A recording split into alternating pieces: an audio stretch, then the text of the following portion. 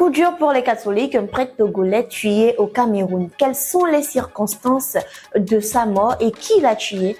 Voici ce que nous avons découvert.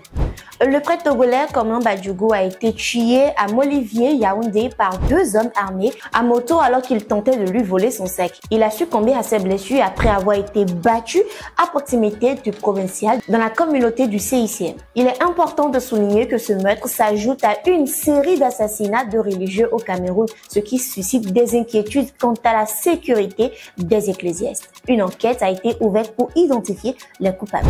Nous sommes au Togo, l'OTR alerte sur de fausses ventes aux enchères. L'Office togolais des recettes OTR a démenti une rumeur concernant une vente aux enchères prévue le 12 octobre 2024. Il appelle les citoyens à la vigilance face à des arnaques utilisant de faux communiqués portant le logo de l'institution. Toute annonce officielle de l'OTR sera uniquement diffusée sur les plateformes de communication certifiées. Bonne nouvelle pour la communauté musulmane, Hajj 2025, ouverture des inscriptions. Les fidèles musulmans togolais peuvent dès à présent s'inscrire pour le pèlerinage du Hajj 2025.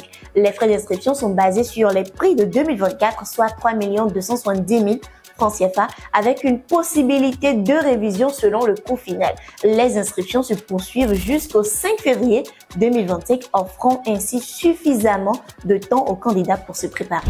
Foire internationale de Lomé 2024, Gozem se chargera de l'accès. La start-up Gozemo Togo a signé un partenariat avec le Centre des expositions et foires de Lomé pour la gestion des tickets et du transport durant la 19e foire internationale. Les visiteurs pourront acheter des tickets en ligne en utilisant un code QR pour accéder à la foire. Gozem propose également des remises sur les prix de tickets ainsi que des services VIP sur place. Chers internautes, nous allons clôturer cette revue au Sénégal, levée de l'interdiction des signes religieux à l'école. Le gouvernement sénégalais a levé l'interdiction du port de signes religieux à l'école, autorisant désormais les symboles comme le voile et la croix. Cette décision répond à une demande croissante du public, en particulier sur l'usage du voile dans les établissements scolaires. Toutefois, certains syndicats critiquent l'absence de consultation des parties concernées, comme les écoles privées catholiques.